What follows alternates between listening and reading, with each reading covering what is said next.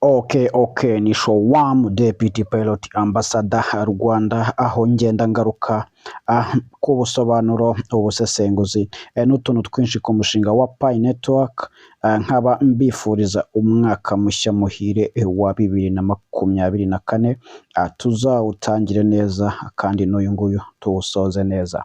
Rero nkaba ngarutse kugira ngo tuganire kuri announcement Dr. Nicolas yatanze.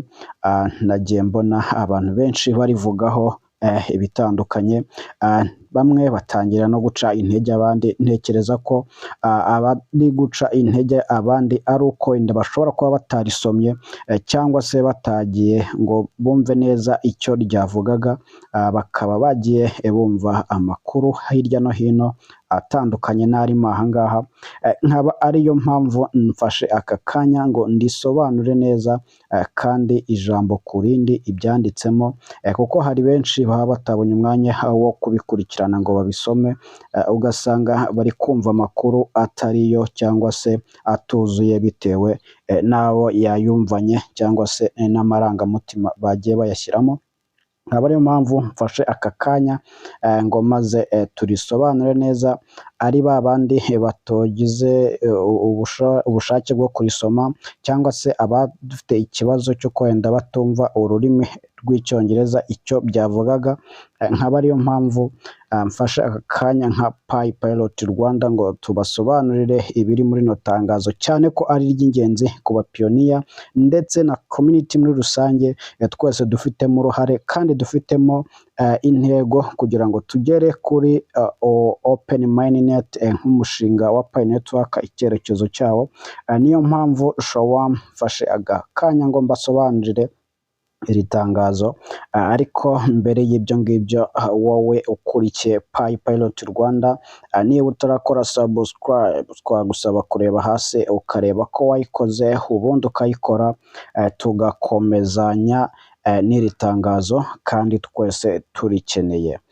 Ndabizi bamwe mwagiye munsaba ko mbakorera ikiganiro kuri Stella Molo Page, nicyo cyari gukurikiraho, ariko kubera amatangazo cyangwa se amakuru amwe namwe abagenda yihutirwa, biba ngombwa ko hari ibyo dusimbuza ibindi, ariko nacyo kirakurikira, kiraza gukorwa, ntimugire ikibazo. Namwe mwese mwagiye munsaba ko mbakorera icyegeranyo cyangwa se video ibereka ukuntu mwakoresha Stella Wallet muri application zanyu, mukayishyiramo ndetse mukanayifungura account kuri blockchain expert ya Stella Network.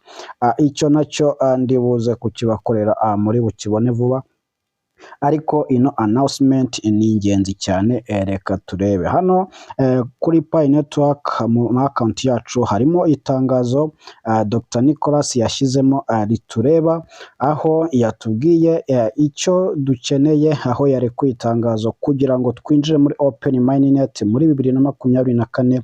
Ikintu gisabwa, condition dukeneye zigera kuri 3 dusabwa kuba twubahiriza cyangwa se twageraho kugira ngo tube twagendana n'iki kiganiro cyangwa se tube twagira umusanzu dutanga muri iki gikorwa turimo. Niyo mpamvu rero izi condition uko ari 3 twese ziratureba, kandi twese nk'abapiyoniya ndetse na core team ndetse na developer uko turi batatu, twese dufitemo uruhare kugira ngo bigerweho muri rusange. Rero izi condition za mbere nuko hano yatangiye azigaragaza, asobanura imbaraga dukwiye gushyiramo nk'abapiyoniya ndetse na community developer ndetse na core team muri rusange, ndetse hakiyongeraho n'ibindi bishobora kuba byaza tudashobora gukontrola cyangwa se core team itakontrola kandi ukaba utabibuza kuba byahagarikwa. Ibyo byose rero izo condition uko ari 3 zishobora kubaho muri kino gihe, ndetse tukareba n'uburyo dushobora kubinyuramo ariko tukagera ku ntego y'umushinga wa Pi Network. Rero kugira ngo izi byose bishyire mu bikorwa hari strategy tugomba gukoresha cyangwa se zigomba gukurikizwa kugira ngo ibi bintu bibashe gushyirwa mu bikorwa mbese bigerweho muri mwaka wa 2024 cyane ko biramutse bidakunze ko bigerwaho rwose ntabwo dushobora kubona Open Mainnet. Ariko nanone mbibutse Open Mainnet ni iki? Open Mainnet ubundi ni igihe imishinga yose ariyo muri Pi Network ndetse niyo hanze yabashije kwikonekita kuri Pi browser. Iyo mishinga umunsi izaba yikonekisiyo nuko hazaba hariho ikintu cyitwa firewall cyakuweho cyarimitaga imishinga iri hanze yatumaga yiyinstara ku mushinga wa Pi Network. Umunsi yavuye rero nibwo twinjiye muri full Open Mainnet. Iyi full Open Mainnet rero kugira ngo tuyijyemo nuko hari kondisiyo eshatu tugomba kubahiriza tukareba ko twazikuraho kugira ngo tubashe kugera kuri no success y'uyu mushinga wa Pi Network muri 2024. Izi kondisiyo uko ari eshatu zose zidakunze rwose ntabwo Pi Network Open Mainnet yagera. Rero birasaba ko dushyiramo umuhate n'imbaraga kugira ngo dufatanye muri rusange twese tubashe kuba twazikuraho. Kandi akaba anavuga ko nta tariki ya Open Mainnet ihari yuko izaberaho, ariko igihe cyose ibintu bizaba bimaze kubahirizwa umushinga uzagenda neza cyane. Rero reka dutangiranye na kondisiyo ya mbere ikenewe kuba yakurwaho kugira ngo umushinga turebe ko wakwinjira muri Open Mainnet mu mwaka wa 2024. Kondisiyo ya mbere rero ni ukuba harangizwa ibikorwa byose cyangwa se byategurwa biri kubakwa mu buryo buri tekinike ndetse n'ishoramari ndetse na business zose zubakiwe hangaha kuri no mushinga wa Pi Network. Ibi bikorwa byose bibashije kubakwa ndetse na business zose zikarangira zikurikije strategy Pi Network yifuza, nibwo ibintu bishobora kuba byagenda. Yatangiye avuga ati muri ibi byose rero mu buryo buri tekinike ndetse n'imishinga yose iri kugenda yubakwa iri gutegurwa yose byabaye listed muri difference project ya V2 roadmap. Ibi byose ino roadmap ya kabiri ngo iri buze uyu munsi, yavuze ngo also released today, iri buze uyu munsi izaza kuba iri kugaragaza ya business ndetse n'ibikorwa birimo indani. Ino roadmap irimo ibikorwa biri technically ndetse n'imishinga yose yubakiweho kuri haba ndetse n'umutekano byose byubakiweho ngo kubera ko ishingiye ku mishinga ndetse izaba implemented muri roadmap ya kabiri aza kuza kutwereka. Ino roadmap ngo iza kuza uyu munsi ngo iraza kuba irimo gahunda y'ibikorwa byose ukuntu bizagenda ndetse n'ibiri kubakwa ukuntu biri bugende. Ati ngo nk'urugero ngo nko kuba harimo iraza kuba irimo ibyahise n'ibiri gukorwa muri aka kanya ndetse n'ibigiye kuza kubakwa birimo aha kandi ino roadmap ikazi iri butwereke n'izindi features cyangwa se n'utundi tuntu twinshi cyane bongeye muri Pi browser yacu tuza gusanga. Ngo rero izakomeza igenda iba updated muri uno mwaka tugiye kujyamo uko bagenda bakora ibyo bikorwa ndetse bagaragaza ibyagezweho ndetse bagaragaza nuko kondisiyo ziri kugenda zikemuka cyangwa se ko team iri kugenda izikemura muri kondisiyo ya mbere kugira ngo byuzure. So murumva neza rero ko kondisiyo ya mbere kugira ngo yuzure ari uko ibintu byose bakoze n'ibyo bari gukora muri akanya ndetse n'ibyo bazakora ari uko bibasha kuba byagerwaho bigakorwa neza kandi bikarangira. Ubwo ni imishinga yubakiwe muri Pi browser, ni application yose aba developer bari kubaka. Aba bose rero nibafatanyamo core team ndetse na developer bakaza gukora imishinga yabo bakayiha core team nayo ikabishyira ku murongo ndetse ikanabafasha kubirangiza neza. Iyi ngiyi ni kondisiyo ya mbere iza kuba yuzuzwe kandi ino kondisiyo muri aka kanya ebo bavuga ko bageze kure bayikora yo nta kibazo gikomeye iteye. Noneho turebe kuri kondisiyo ya kabiri.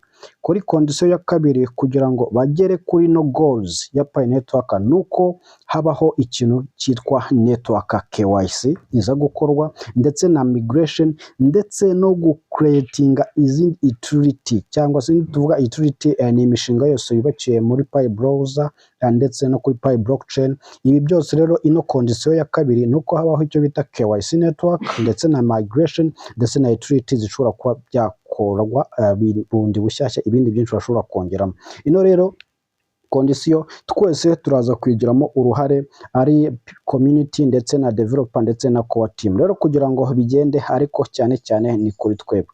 Condition rero irareba twebwe muri kino cyiciro cya closed mainnet objective yayo byagiye biba bisobanurwa muri updated roadmap chapter zagiye zitambuka muri white paper yatangajwe mu kwa 12 2021 aho yagaragazaga icyari cyitwaga mass KYC igihe kizabera. Icyo gihe rero ni ukuvuga ngo tuzaba twinjiye muri open mainnet, amakonti yacu yabashije kujya kuri blockchain technology aho tubasha kuba twakoresha ndetse na utilities ziriho. Rero Pi coin ndetse no kugira ngo dukoreshe ino cryptocurrency muri ecosystem byasabaga ko habaho ikintu cyo kuba umuntu yakora KYC ndetse akabona n'uruhushya rwo kujya muri ino blockchain kugira ngo akorereho ibikorwa bye byo gukora ubucuruzi bwo guhererekanya aribwo bwiswe peer to peer byubakiye kuri no ecosystem. Ino rero iki gice kiri aha ngaha byasabaga ko rero tubigiramo uruhare Pi ikabasha kwishyiraho ibi byose bya closed mainnet period kugira ngo ibashe kugera kuri zino ntego nuko bagombaga gucreatinga cyangwa se gushyiraho community uburyo itangamo ibibazo byabo kugira ngo ino KYC igende ikemuka mu bibazo bagenda bahura nabyo umunsi ku wundi ndetse n'ibindi byose bishobora kuba byagerwaho muri kino cyiciro mu mwaka wa 2024. Rero iki kintu ni ikintu gikomeye cyane tugiye kurebera hamwe aho kigeze ari abantu bakoze KYC ndetse n'abakoze migration imibare ihari uyu munsi. Rero KYC na migration muri aka kanya abantu bamaze gukora KYC ni 15,000,000 babashije gutambuka, ariko muri abo bantu harimo abantu batambutse KYC byuzuye 100% ndetse hakabamo n'abaheze muri tentative KYC. Nuvuga ngo tentative ni abantu bakora KYC mu gihe basubijwe bakabona hajemo amagambo ya orange arimo arababwira ngo KYC yawe yatambutse ariko ntabwo urabasha kuba migrated kuri wallet. Ibi ngibi biterwa n'iki? Biterwa n'abantu kenshi cyane baba batarakoze ama verification phone number, Facebook, email ndetse na password. Izo verification rero cyane cyane phone number na Facebook iyo utarazikora akenshi konti yawe ijya muri tentative ugasanga birasaba kubikora kugira ngo ubashe gupasinga. Rero namwe niba mubona konti zanyu KYC mwarayikoze ariko bikaba bisa orange, birasaba ko mugisubira muri profile zanyu mukareba ahantu mwaba mutarakoze verification ari kuri phone number no kuri Facebook yewe na email. Aho hantu byabafasha 90% kwa KYC zanyu zaba passed zikaba icyatse bikava muri ibyo bara rya orange. Abandi miliyoni 10 rero abapioneer babashije kuba bakora migrated kuri wallet zabo, Pi zabo zirimuka. Aravuga ngo muri miliyoni 15 abapioneer miliyoni 10 gusa nibo bamaze gukora ino checklist baruza Pi zabo zirimuka. Bishatse kuvuga ngo kugira ngo twihutishe ino KYC nino migration nuko mwebwe mwakoze KYC mukeneye kongera mukuzuza ino checklist kuva kuri number 1 kugera kuri number 7 kugira ngo migration yayo ibe. Murabona ko miliyoni 5 nazo ziracyari nyinshi ku bantu batarimuka, kandi tumaze kubona ko condition ya kabiri ari uko KYC iba ku mubare wo hejuru ndetse na migration ikabasha gutambuka. Niyo mpamvu rero mwebwe mwakoze KYC mukeneye kongera mukajya muri checklist zanyu mugakora number 1 kugera kuri number 8 kugira ngo tubashe kuba twagendana muri kino gikorwa cyo kwihutisha uno murimo kugira ngo tube kwenda muri 2024 twakwisanga muri open mainnet iri full. Rero ikindi kintu ni utility. muri utility navuga ngo nimvuga utility mwumve ko ari imishinga yose yubakiye muri Pi blockchain, ya yindi yose mujya muri Pi browser mukajya muri brainstorm cyangwa se mukajya muri Pi test ecosystem mukayisangamo. Iyo niyo mishinga baba bari kuvuga iri muri utility. Muri no mishinga bavuze ko harimo imishinga 100 ya nyayo Pi apps. Pi app zamaze kuba ready zuzuye 100. Izo ngizo zikaba arizo zabashije kuba zava muri test zikajya muri Mainnet, zikaba ziteguye kuba zatangira gukora akazi kazo. Rero icyo ngicyo cyari ikintu cya mbere bagenderaho. Ikindi cya kabiri nuko kugira ngo konte yuzuze ibyo byangombwa hari condition ibe bikorikije ndetse na policies za Pi network igomba kuba yujuje kugira ngo ibashe kwisanga kuri platform za Pi kandi izanyazo zubahirije bino bintu kugira ngo ijye kuri Pi ecosystem.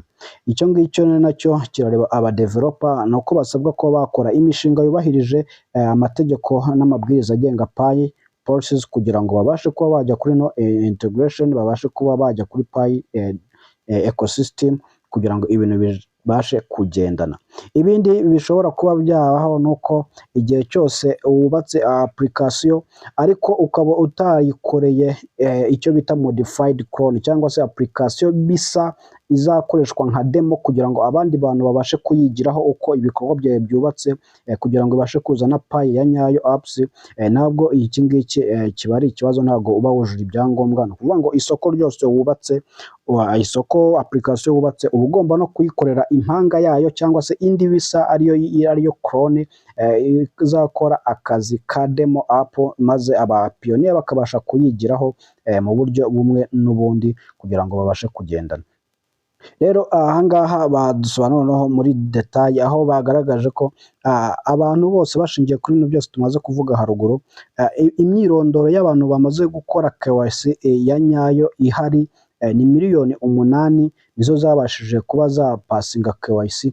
Harimo n'abandi baheze muri antativo bagera kuri miliyoni 3,900 babashije kuba migrated. Abo ngabo bose rero abantu bakoze KYC harimo n'abara bakoze bafite konti ziri antativo ni miliyoni 8, ariko abantu babashije kwambuka neza bakagera kuri KYC bose babyujuje ni ukuvuga ngo ni miliyoni 3,900 zabashije kuba migrated kuri wallet zacu kuri Pi blockchain Mainnet. Rero hakabamo n'imishinga cyangwa se app 40 zujuje ibyo byose zira condition tumaze kubona hejuru za policies. Ni application 40 zabashije gutanga umushinga uvuye muri testnet ukajya muri Mainnet, ndetse babasha no kuba abakubahiriza amategeko agenga kino kintu cyo kuba wakora application yizewe. Tuvugendeye kuri ano mategeko amaze kutubwira hejuru kudusobanurira. Rero aba pioneer app zose zabashije kuva muri test zikajya muri Mainnet zujuje ibisabwa, nuvuga ngo zara application zigera kuri ku mishinga cyangwa se application 40. Urumva ko haracyarimo akazi gakomeye cyane ku ba developer bagomba gukora ibyo basabwa kugira ngo ibikorwa bibashe kwihuta. Rero mpamvu ino condition tureba twese ari aba pioneer ndetse na core team ndetse n'aba developer kugira ngo babashe gufashanya neza. Ngo ino condition rero primary driver decentralized effort irasaba ko twese dushyira hamwe imbaraga nka community y'aba developer ndetse n'ubufasha bwa core team kugira ngo tubashe kuba twakorana kugira ngo twihutije kino kintu.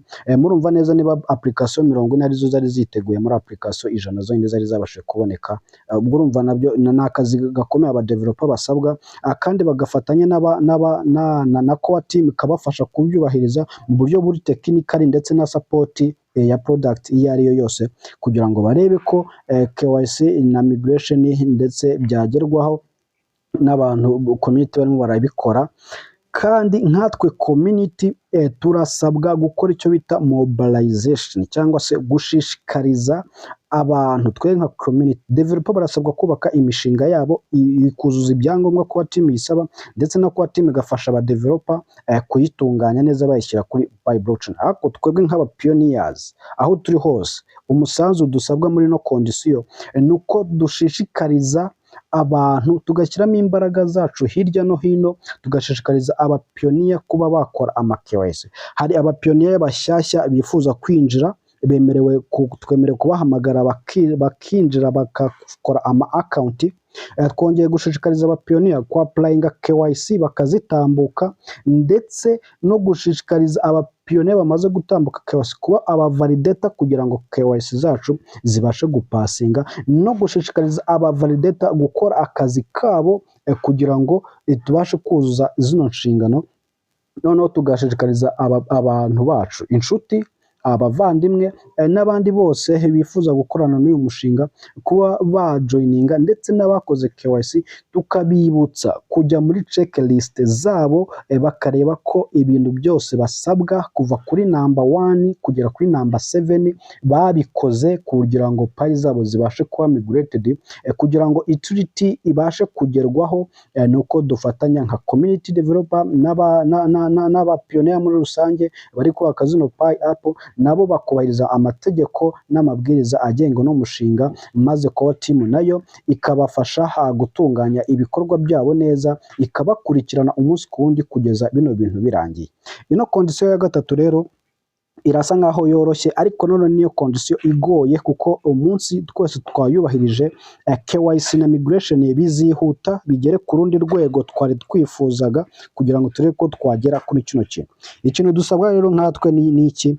Nuko dushishikariza abo twinjije security cycle zacu, abari fellow bacu, ndetse n'abandi bantu kuba bajoining, ariko n'abajoininze tukabibutsa gukora KYC umunsi ku wundi, kugira ngo ibikorwa byacu bibashe kugendana neza, bibashe kunyuramo kandi ku muvuduko, kugira ngo KYC yihute. None ko team nayo igasigarana akazi ko gufuba hafi abadeveloper kugira ngo bubake imishinga ishingiye ku mategeko n'amabwiriza ya Pailot team, ndetse nabo bagakora imishinga yabo vuba vuba yujuje ibyangombwa, kugira ngo tubashe kugendana.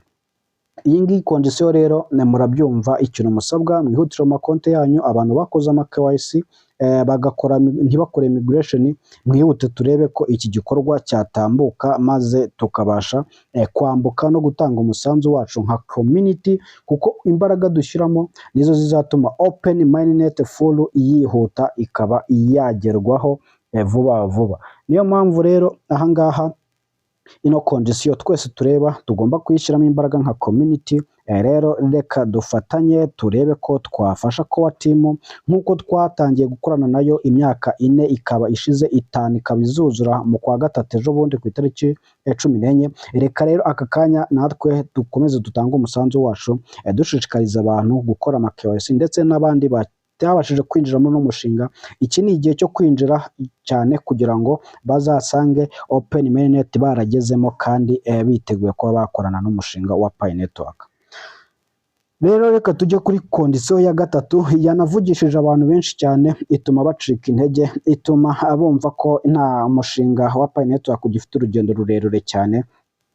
Kandi mu by'ukuri ino condition ntabwo ariko bimeze, ahubwo ni condition natwe ubwacu nta control tuyifiteho, ariko biranashoboka ko twayitambukamo, kuko ikintu cyayibangamira ni kimwe mu byo bagiye basobanura ahangaha, ariko ntago wavuga ngo bizabaho. Niyo mpamvu udashobora kuyizera 100% ngo ucika intege, ngo utangire guca n'abandi intege, ngo wumve ko bizagerwaho, kuko ni ibintu bitunguranye bishobora kubaho byatuma uno mushinga utagerwaho mu gihe, kuko kugerwaho ubwo uzagerwaho, ahubwo byawukerereza, kandi ibi bintu ntabwo bishoboka. Muri make rero ibi bintu ni ibikorwa bishingiye ku isi yose. Ikintu cya mbere ni uburyo isi yose ifatamo ingaruka isi yagiye ifata kuri cryptocurrency cyangwa ku currencies, ndetse no mu buryo bugiye butandukanye. Na Pi rero, na Pi ni cryptocurrency nk'izindi zose, ntabwo itandukanye n'ayo macoin yabayeho.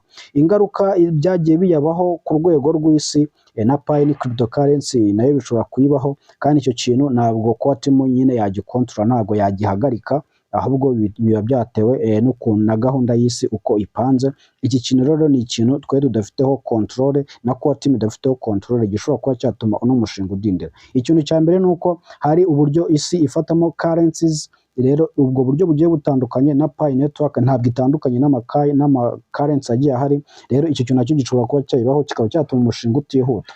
Ikindi Mu gihe rero tutabasha kuba twabikontorora ibi byose biri kubaho bitewe n'uko isi yubatse, rero turasaba kuba twakontorora ukuntu twa launchinga uno mushinga wacu tutagiye kumva ko turi muri paradizo y'ino community tuherereyemo, ahubwo tugashyiramo imbaraga nyinshi cyane kugira ngo turebe ko ibi byose byatuma tutagera kuri open mainnet, ahubwo byadufasha kwihuta tukayigeraho tubashe gushyira hamwe.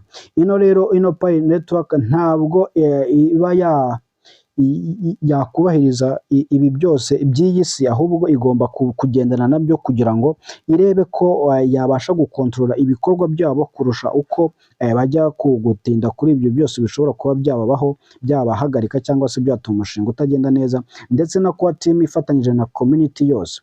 Izi factor zose rero harimo kuba harimo ikibazo cya microeconomic crisis cyangwa se ikibazo cy'ubukungu gishobora kuba cyabamo kitateganyijwe, cyangwa se kuba habaho ikintu byose bijyanye n'amategeko agenga isi cyangwa se n'ibi bikorwa. Ano mategeko agenga isi ngira ngo mwagiye mubona ko nta kuntu Pailot team itakoze kugira ngo umushinga wabo wemerwe ku isi yose, bivuze ko ibijyanye n'amategeko y'isi bagerageje kubidevelopa bagenda babyagura umunsi ku wundi kugira ngo barebe ko mu minsi iri imbere Pi itazahura n'ikibazo cyo kuba itakwakirwa ku isi. Rero babiteguye, batangiye kugenda babikora igihe kirekire gishize, bagiye babona ibyangombwa bibemerera gukora, ndetse n'ibihugu bigera kuri 27 bihagarariye isi byemeye rino faranga. Rero bagerageje kugenda bajya mu mategeko ku buryo iki kibazo kitabahungabanya ngo mwumve ko mushobora gucika intege ngo umushinga ntuzemerwa, kuko bakoze ibintu byose bishoboka, bagenda bajya ahantu hirya no hino kugira ngo barebe ko amategeko y'uyu mushinga bishobora kuba byahura. Rero ikindi kintu gishobora kuba cyatuma habaho idindira ry'umushinga ni ibintu by'ibiza, ibyorezo nka za covid n'ibindi byinshi, intambara cyangwa se n'ibindi byinshi bitateganyijwe. Rero ibi biza n'intambara ntabwo ari ibintu twahagarika, ni ibintu bibaho, iyo bibayeho nyine murabyakira. Rero nibyo bintu bishobora kuba byatuma umushinga wa Pi network utinda cyangwa se ubanguka bitewe n'uko byabaye cyangwa se bitabaye. Nta control muri make Pi network core team ibifiteho, natwe community ntabwo dushobora kuba twabihagarika.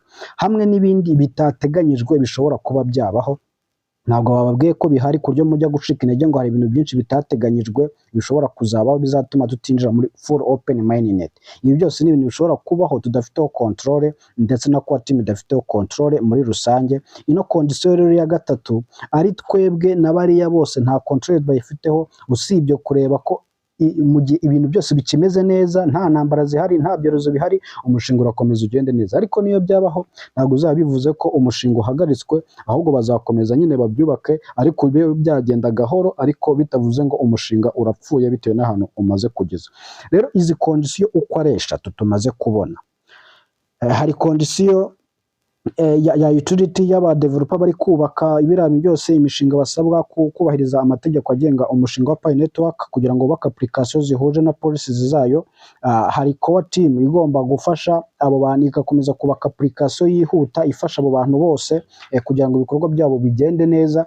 Hakabaho na condition y'ingiyi y'aba pioneer bagomba gukora ama KYC na za migration na checklist zabo bakabisuzuma neza cyane nk'uruhare rwacu nka community tureba.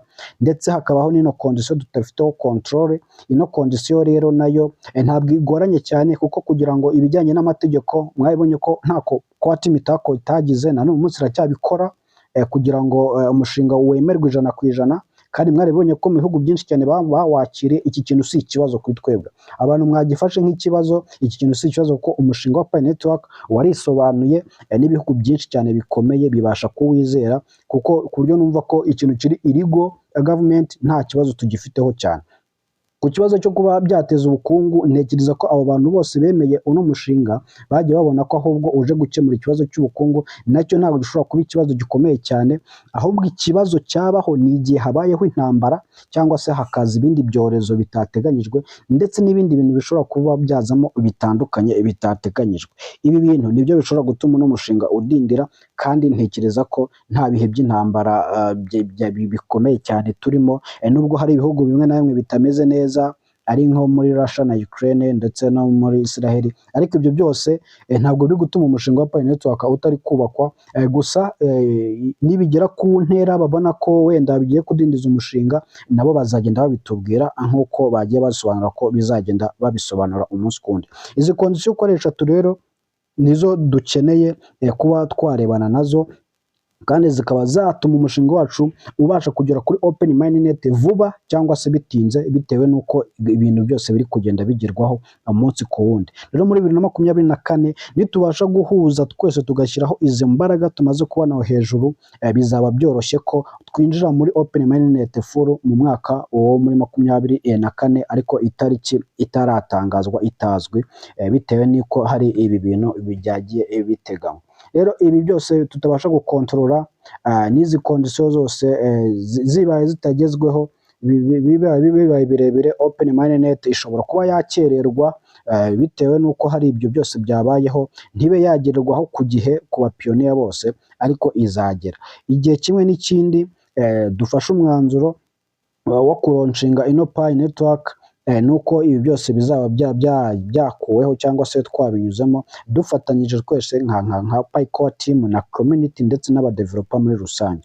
Rero turabizi neza ko iri tangazo irihujwe, will be meet the bizaba bihujwe n'ibintu byose muri Pailot Network muri community.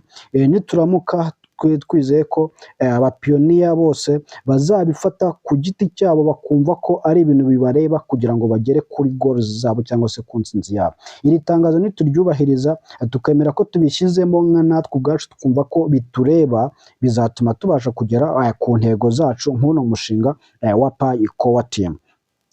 Noneho rero tukaba tugiye kuwusoza tubifuriza ibihe abapioneer bose muri rusange, tubifuriza umwaka mushya muhire n'ibiruhuko byiza cyane, kandi tukaba tuzagenda tubaha amakuru ajyanye nuko ibi bikorwa biri kugenda byubakwa umunsi ku wundi, kugeza muri 2024 tukaba tuzaba turimo turagendana umurongo ku murongo. Rero izi nizo condition za mbere zihari, bitewe n'ukuntu umushinga uri kugenda wubakwa, nitubasha kubifatanya, kandi kuba team ngo izagenda iduha update umunsi ku wundi, itwereka aho ibikorwa bigeze n'icyo dusabwa n'ikibura, kugira ngo za conditions tubonye uko ari eshatu tuzubahirize, zireke kubaca intege, ahubwo mwumve ko icyo dusabwa twebwe nk'uruhare rwacu nka community, cyane cyane gishingiye kuri KYC ndetse na migration.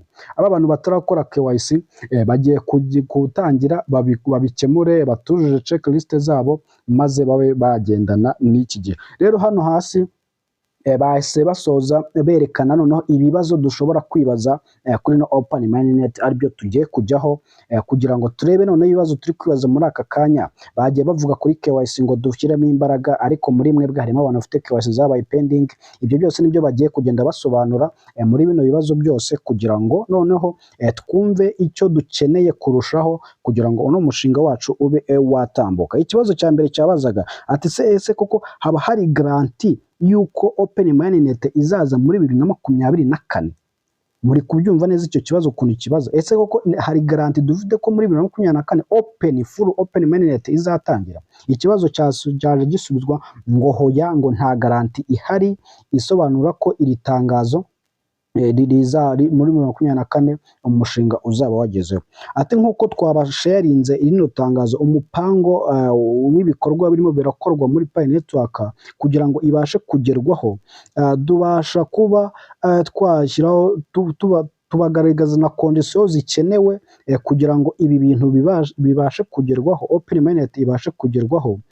So ari twebwe n'undi uwari wese, ari natwe na conditions zibyihishe inyuma muri bino bikorwa biri kubakwa, byose rero tubashije kubishyiraho, tukumva ko ari ibintu bitureba twese, ari responsibility zacu zitureba, nkuko twagiye tubisobanura haruguru. Ibi byose bizaterwa n'imbaraga tuzashyiramo na core team ndetse na community developer ndetse n'abapioneer muri rusange, ukuntu bazagenda babyamamaza babishyiramo imbaraga zabo zose. Ati nubwo twebwe twageza kubyamamaza, ariko ntitubashe tukuzuzamo bibiri muri byo, ariko kiriya iki tutabasha gukontroraho ntitubashe kwihuza nacyo nikidukundire ati rwose ndababwiza ukuri ko ino open mainnet itabasha kugerwaho aka kanya. Ni ukuvuga ngo abapiyoniya muri rusange nubwo task yacu twayikora tugakora ibisabwa checklist tukazikora tukazubaha n'abantu bose batakoze amakwesi bakazibona, na developer nayo ubwayo ikubaka application ahuje n'ibyayo mu gihe gitoya vuba bigakorwa byose mu gihe gitoya, ariko iriya imwe tutabasha gukontroraho ntidukundire rwose birashoboka ko iki gihe yagikerereza open mainnet itabaho. Niyo mpamvu rero nta tariki tubahaye, nta na garanti hari ko open mainnet iri bube muri uno mwaka, ahubwo bizaterwa nuko zino condition ukoresha tumaze kubona zizatuberaho cyangwa se tuzazitwaramo nuko bizagenda. Nuvuga ngo ino condition tudafiteho ubushobozi, tuvuge niba bari bapanze ibintu hagahita intambara y'isi yose cyangwa n'indi ituma ibikorwa bitagenda, ishobora kugiza igihe inyuma. Niba haje ikindi cyorezo gishobora kuba babona ko cyahungabanya ibyo bintu, nabyo bishobora kuyitinza.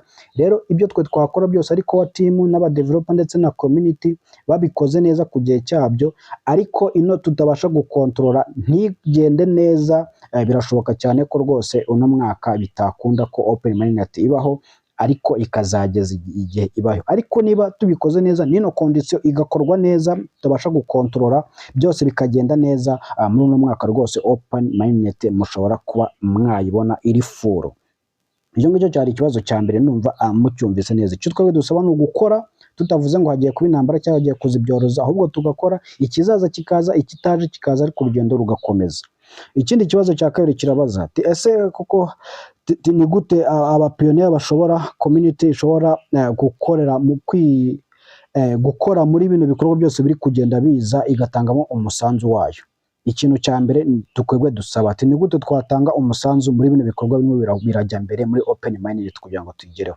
Ikintu cya mbere kugira ngo tugere muri open mainnet muri 2024 bizaterwa nawe. Nimvuga ngo nawe wumve ko ari wowe nyine wowe ubwawe uzi kuri umupiyoniya, ukuntu bizaterwa nawe kugira ngo tugere kuri no ntuze ya mbere, kuri no goals, nuko mubanza mukareba conditions zabaye listed cyangwa se bagaragaje. Aha condition ya kabiri muyitaho cyane ariyo yaturebaga cyane.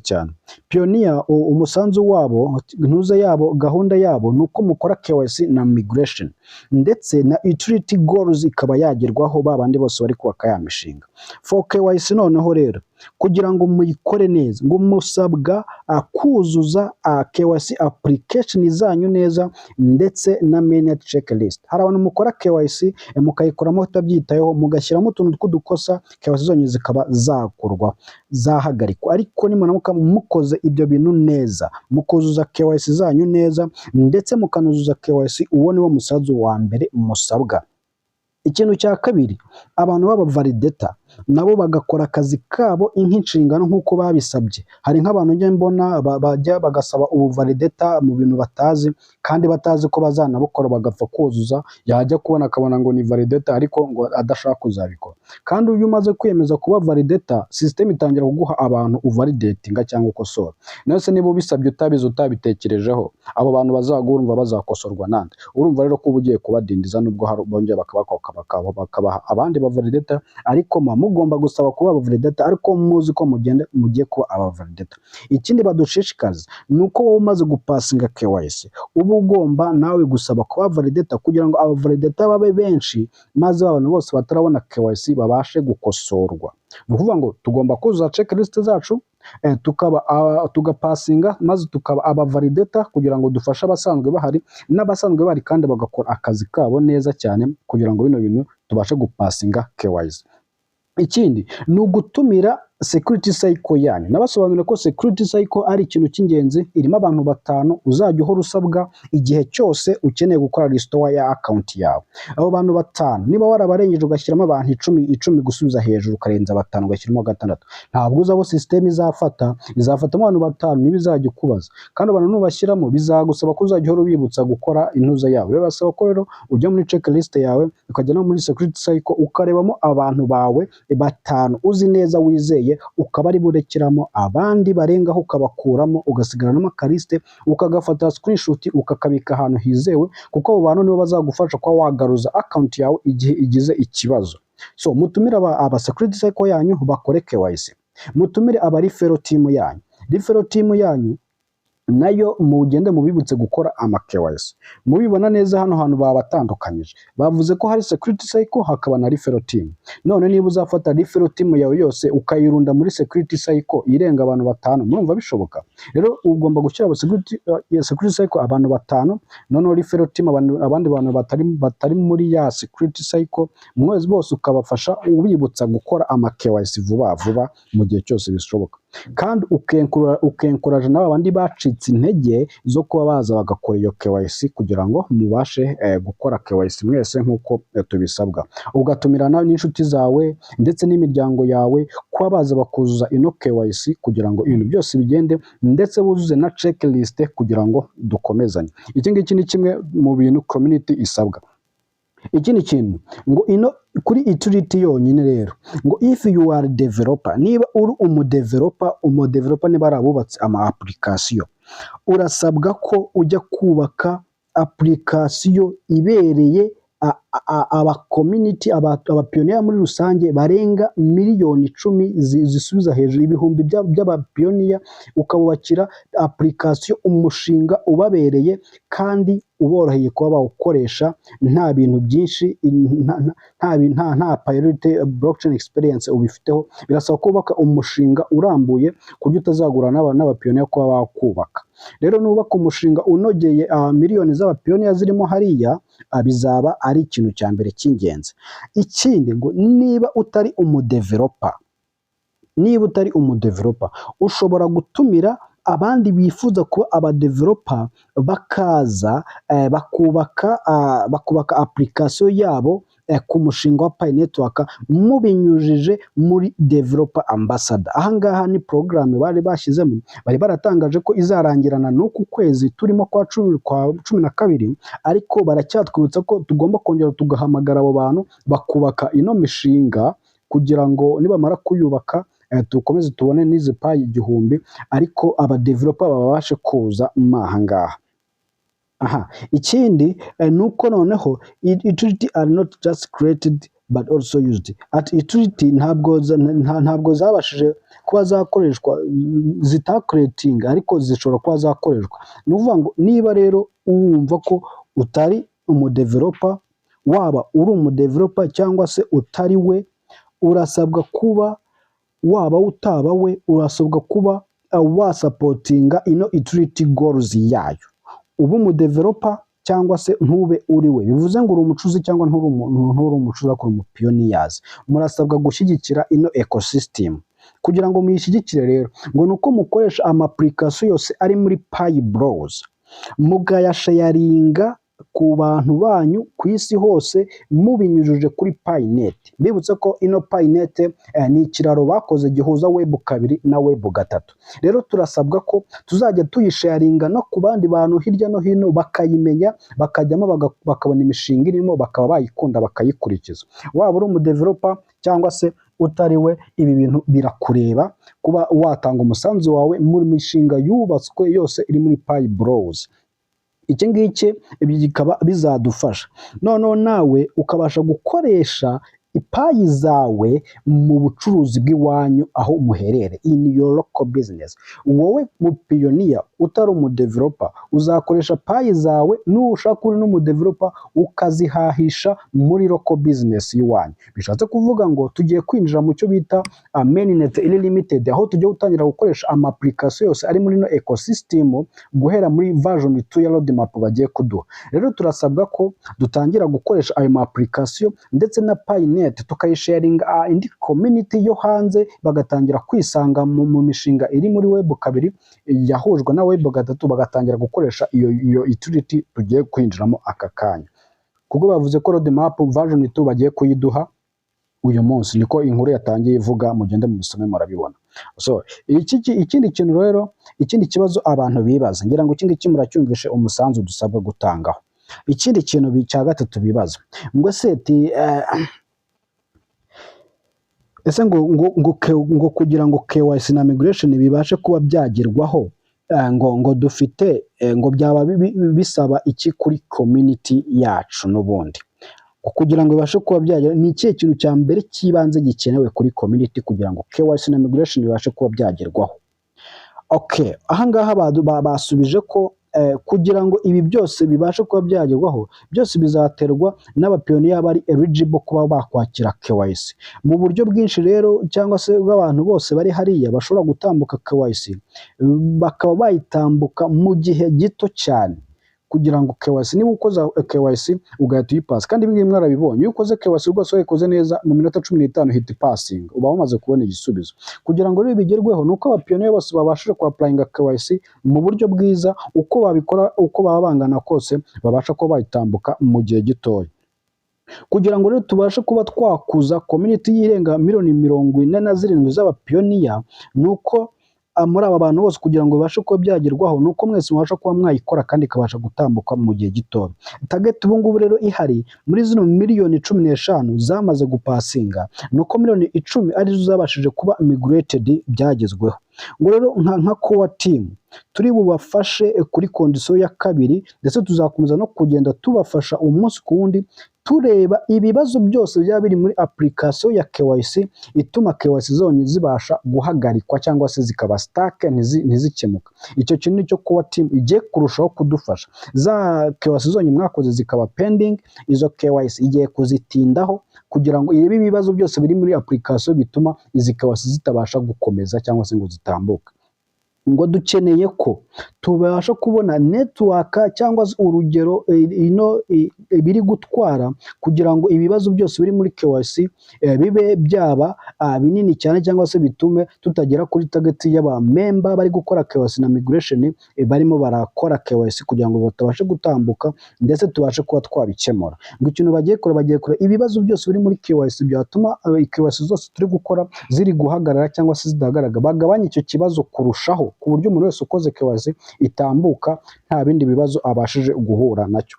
None kuri condition ya kabiri, ngo ikintu cya mbere cy'ingenzi community isabwa ni ugushishikariza twebwe ubwacu, tugomba gushishikariza n'imbaraga zacu tukazihuriza hamwe, tugashishikariza abapiyoniya kujoininga, hari abashyashya ari abakoze KYC bakayapplyinga bakayikora ndetse bakayikora neza, ndetse no kuba abavalidator bakora akazi kabo vuba, ndetse n'abamaze kuapplyinga KYC bakaba abavalidator. Iyi ngiyi ni kuri condition ya kabiri kugira ngo tubashe gutambuka ino KYC mu buryo bworoshye. Ikintu cya mbere kibanze dusabwa ni icyo ngicyo na community, no guhamagara abashyashya bakajoininga, no gukora abajoininze bakapplyinga KYC, ndetse n'abapplyinze bakaba validator, ndetse n'abavalidator bakabasha kuba bakora akazi kabo kugira ngo KYC zose zibashe kuba zapasinga zitandukana. Icyo kintu nicyo turi gusabwa cya mbere kibanze nka community ya Pi network kugira ngo tubashe kugendana. So ikindi kibazo rero ahangaha ni ikibazo cyarebanaga ese ni iyihe KYC ubundi imaze iki, intego ya KYC ni iyihe ku buryo ishobora gukerereza amakonte kuba atatambuka. Nicyo kintu bagiye kudusobanurira ahangaha. Batangiye babisobanura ati nk'uko twagiye tubitangaza muri roadmap yatambutse muri 2021 mu kwa 12 muri white paper, ngo harimo icyo bita mass KYC. Ino mass KYC rero byose byagiye bitangazwa kuva muri roadmap cyangwa se white paper ya mbere n'iya kabiri n'iya gatatu. Rero ahangaha purpose ya KYC ni ukumenya neza ko a network cyangwa se umuyoboro w'abantu bose bari gukora KYC ko nta fake account irimo. Fake account ni babandi bose bafite amakonte arenze imwe. Iyo ngiyo fake account cyangwa umuntu wakoze konte zirenze ebyiri akaba yateganya zose kuzazikora KYC ntibishoboka. Igihe cyose ufite konte ebyiri ntabwo wazikora KYC kuko udafite amarangamuntu abiri cyangwa se ibikuranga bibiri. Rero ntabwo ino KYC ikintu cya mbere kibanze nuko irimita abo bantu bose bakoze fake account. Icya kabiri ni abantu violatinze amategeko ya Pi network cyangwa se bahonyoye amategeko ya Pi network, ndetse bakanakora n'ibikorwa bitemewe. Bad actors ni babandi bagenda bagurisha Pi zabo kandi bitemewe. Abizi ko iyo bakubonye bagufunga imyaka 100, kandi iyo KYC zabafasha no kugenda babona ibyo bikorwa byose by'abantu bagiye bakora ibikorwa bitemewe. Ibyo ngibyo byose nicyo KYC ibifashamo. Ikindi kintu kugira ngo iyi no KYC ibeho no kugira ngo ibashe kugaragazwa neza, umu miners wizewe neza abashe kuba yatambuka. hari babandi bahonye amategeko, hari babandi bakoze ibikorwa bitemewe, hari na babandi bakoze amafake account. Nicyo kintu KYC igaragaza, gusa ikongera ikanagaragaza neza umuntu wa nyawe wizewe kuba yatambuka, ikamufasha kuba yatambuka. Ibi byose rero bifasha kuba bakongera bakanamenyamo icyo bita anti money laundering regulation, kuba bagenda bamenya uburyo amafaranga tuzagenda tuyakoreshamo hirya no hino mu bikorwa tugenda dukora, uko agenda tuyohererezanya hagati yacu, kugira ngo hatoherezamo amafaranga atemewe n'amategeko aje kwica amategeko agenga money laundering muri ibi bikorwa byose. Iki kintu nicyo KYC ifasha, ikongera igahagarika ba bantu ya makonti yabaye sanctioned account, ya konti yabashije guhagarikwa cyangwa se yakuwemo kuba yatambuka KYC. Hari ibihugu bigenda biba sanctioned bimwe na bimwe bitewe n'iterabwoba n'ibiki, aba bose ano makonti y'iterabwoba y'abantu batemewe akabasha kuba yakorwamo kuko wakoze ino KYC. Ibi byose rero bibasha kugaragaza amakonti ya nyayo, ndetse hakaniyongeraho n'umutekano, ndetse no gusuzuma neza akabazo gato kandi gashobora kuba kaba mu myuzurize y'uno mushinga, ndetse bakongera uburyo n'igihe gitoya KYC ishobora gupasingamo cyangwa se ishobora guhagarara, ndetse n'ibisubizo byayo bikabasha kuboneka vuba bitewe n'ibi byose bamaze kubona kuri KYC. Noneho ngo ibi byose rero ano makonti rero abakeneye ikindi gihe kirekire cyo kwigwaho, kugira ngo koko bamenye ko niba koko ari fake cyangwa yarisha amategeko cyangwa se yarakoze ibikorwa bitemewe. Niyo mpamvu rero ino KYC ibaho, kugira ngo bafate kino gihe kirengaho cyo kuba bakongera bakayigaho, kuko bakareba ko ano makonti yujuje ibisabwa, nta kintu kiba yarakoze kitemewe n'aya mategeko agenga policies ya Pailot.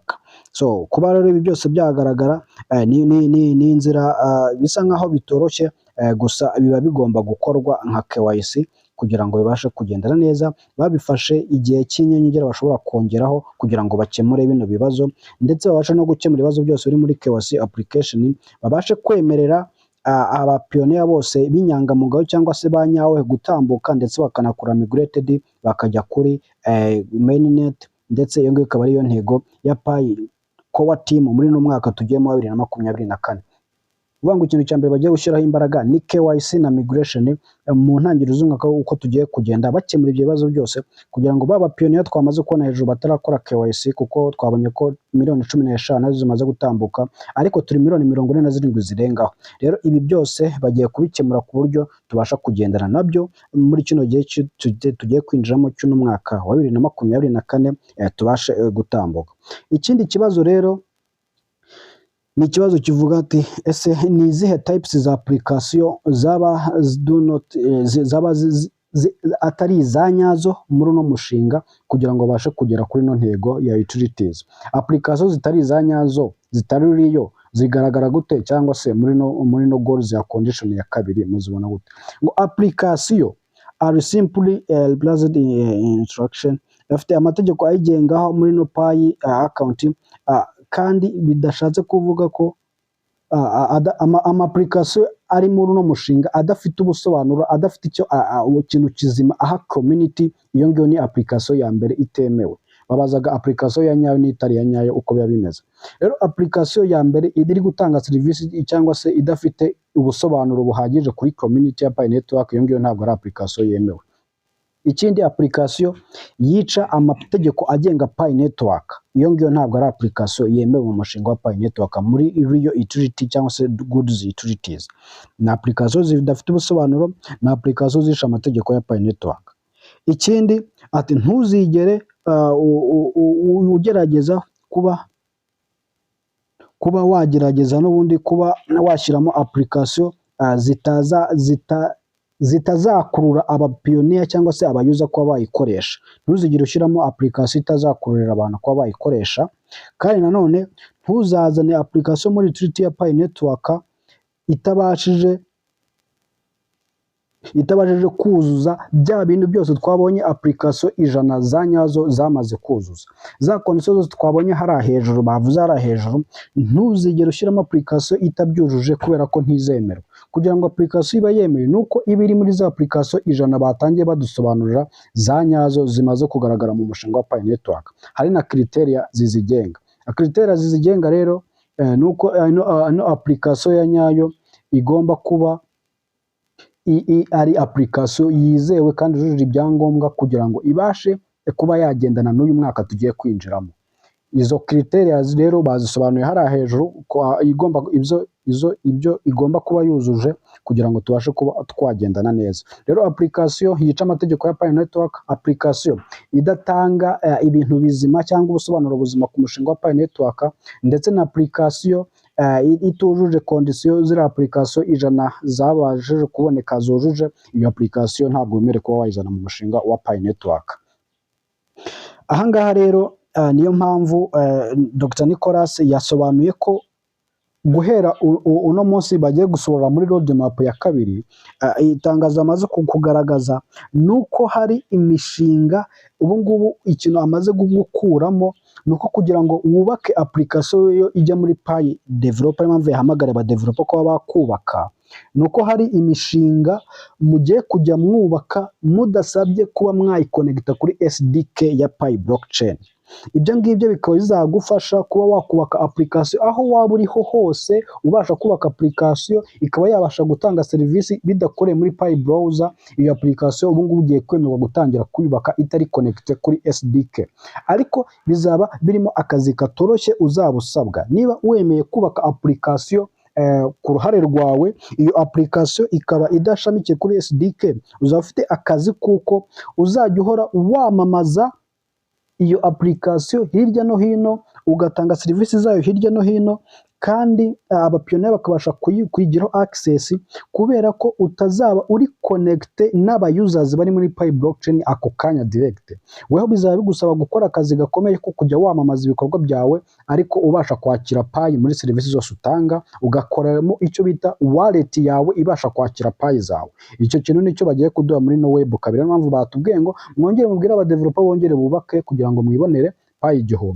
Rero ubu ngubu ugiye gutangira kwemererwa gukora application itari connected kuri ino Pi kuri no Pi SDK. Ari nacyo yasobanura hanga kuvuga ngo muri 2012 ku itariki 28 2021 ngo Pi Network yaronshinze icyo bita Pi blockchain. Ahanga arimo arasobanura icyo ubundi Open Mainnet ni iki. Open Mainnet ni iki? Mumaze kubaka ayo application akaza muri Open Mainnet, ubundi Open Mainnet ni iki noneho kugira ngo uwumve akamaro bigufitiye kuba wayubaka. Muri 2022 2021 ku itariki 18 bubatse icyo baronshinze icyo bita Mainnet blockchain. Nibwo twatangiye kuyibona, ariko twari turi mu cyo bita closed mainnet. Ibi ngibi byari bivuze ko mainnet yabashije kubaho aho mujya mu makonti yanyu mukabasha kubonamo igice cya testnet n'igice cya mainnet gifite akadomo k'icyatsi. Nicyo gihe yabayeho, ariko yaje ifite icyo bita firewalls ibasha kulimita imishinga yose idakenewe yo hanze y'umushinga wa Pi Network. Rero kugira ngo twinjire muri full open mainnet byo bishatse kuvuga iki? Bishatse kuvuga ko iyo firewalls izaba yamaze gukurwaho, noneho ya mishinga iyo hanze ibasha kwemerwa kuba yakwikonekita ku mushinga wa Pi blockchain. Icyo gihe nicyo tuzatugeze muri open mainnet. Rero imishinga, urugero rw'imishinga iri ahangaha itemerewe kuba yakonekitaho ni other network. Other network ni nk'ama blockchain n'amaki yose ashobora kwikonekitaho ahangaha za Bitcoin n'izindi nyinshi cyane, hamwe n'izindi wallet zishobora kwikonekita ahangaha. Izo ngizo niyo mishinga iri aho ngaho. And n'undi uwo ari we wese ushaka kwikonekita kuri Pi blockchain, ibyo ngibyo ntabwo byari biri gukunda. Ariko muri aka kanya ngo turimo turahamagara abantu ko bamaze gukora API calls will not be firewalls, ngo bagiye gukora ano makonti nabasobanuriraga. Mwemere ko mwakora ama application yanyu aho muzaba muri kuyakonekita. Ahangaha rero uzubaka wallet ye, application akabasha gushyiramo wallet yiwe, azaba abasha kwakira Pi, ntago azaba ariko akuriweho, firewalls ntago izaba imuriho. firewalls ntabwo izaba iriho ituma atihuza na Pi blockchain n'abapioneer. Icyo we azajya akora kuko atari kuri SDK, azajya ayifasha we akore advertisement, yamamaza ibikorwa bye, abapioneer baze bamuhahire muri application ye, bibamwicire muri Pi, kandi ibintu bibashe kugenda neza, ya utility ya Pi ikomeze kuzagenda yubakwa. None and ngo n'umupioneer will be able to run the own mainnet node. Nuvuga ngo umupioneer wese aho ari hose azaba afite ubushobozi bwo kuba yaraninga node ye, agakora wallet ye, akabasha kubaka isoko rye muri application ze, kandi akabasha kwikonekta kuri ikabasha kwikonekta kuri services za API. Nuvuga ngo nibyo twasobanuraga ngaho, wemere kwa wakora application yawe na wallet yawe ukabasha kwikonekta. Ubu umupioneer ubu wari we wese hanze, wemere kwa wabikora ibi bintu, ukaba wakora public wallet yawe, ugatanga services zawe, ubashije kubaka kuba develop kubaka application yawe. Ngo ibi rero muzagenda ngo muzabisome muri roadmap yatambutse muri chapter yaje muri 2021 December, white paper yatambukagamo aho ngaho. So ikindi kibazo rero cya nyuma navuga ngo who can know the progress toward, se ngo ni gute tuzamenya ibi bikorwa ko uko birimo biragenda bikorwa bitambuka umunsi kundi muri 2024, tuzagenda tubimenya gute? Ngo muri 2024 ngo kuba team izakomeza kugenda iduha update n'amatangazo atubwira uko ibikorwa biri kugenda, haba ibyo muri condition ya mbere no muri condition ya kabiri, binyuriye muri roadmap ku giti cyabo, bazagenda babiduha banabidutangariza umunsi ku wundi, ndetse babashe no kuba batwereka ahantu hari icyuho ndetse na gap ahantu yabiri muri izo conditions zose twabonye, ari iyo ngiyo tudafiteho ubushobozi tutabasha gukontrola, bagenda batwereka buri hantu hose dushobora kuba twakemurira ibibazo naho twashyira imbaraga. Nuvuga ngo bazagenda batwereka kimwe ku kindi. So rero nuko nguko update yari imeze. Ngewe nkibura iri tangazo umutima wanjye wanezerewe kurushaho, kubera ko nabashije kurisoma, namwe mwese rero mutabasha gukurikirana ngo mwumve ibiri muri no update, mukaba muri kugenda mwumva ibihuha bibaca intege hirya no hino. Nababwira nti mutuze, umushinga umeze neza, tugiye kwinjira muri Mainnet limited, aho tugiye gutangira gukoresha Pi ecosystem, duhahisha Pi zacu, ari uburyo buri lokale, ndetse n'abacuruzi babishobora bazatangira kuduha ibicuruzwa byabo byambukiranya imipaka. Rero nimuhangayike, mumenye ko full open Mainnet atari yo dukeneye, ahubwo dukeneye utility ecosystem, aho dutangira gukoresha amasoko ari muri dApps, decentralized application. Ibyo ngibyo nibyo dukeneye nk'abapioneer, naho ibindi byose bibaca intege nimutuze. No kuvuga ngo rero ahubwo tugiye gutangira umwaka neza turi gukoresha Pi zacu. Rero nabasabwa gukora ama KYC neza cyane, ndetse na checklist mukazuzuza, kugira ngo namwe mubashe kwisanga mu bandi bari guhaha, ubwo bazaba bari guhaha murimo murareba, kubera ko mutujuje ibyangombwa. Rero bibatere ishyari ryiza ryo gukora ino KYC vuba vuba, kugira ngo tubashe kugendana, kuko bagiye kuduha roadmap ishobora kuza uyu munsi cyangwa ejo, kuko mwabonye ko muri Itangazo yatanze yagendaga avuga ko yamaze kuyisohora, agiye kuyiduha isaha n'isaha arayiduha. Iraza kuba irimo ngo features nyinshi cyane, utuntu dushya twose bongeye muri Pi browser dutangiye tudukoreshe. Rero yari Shoam, Deputy Pailot Ambassador. Ciao ciao.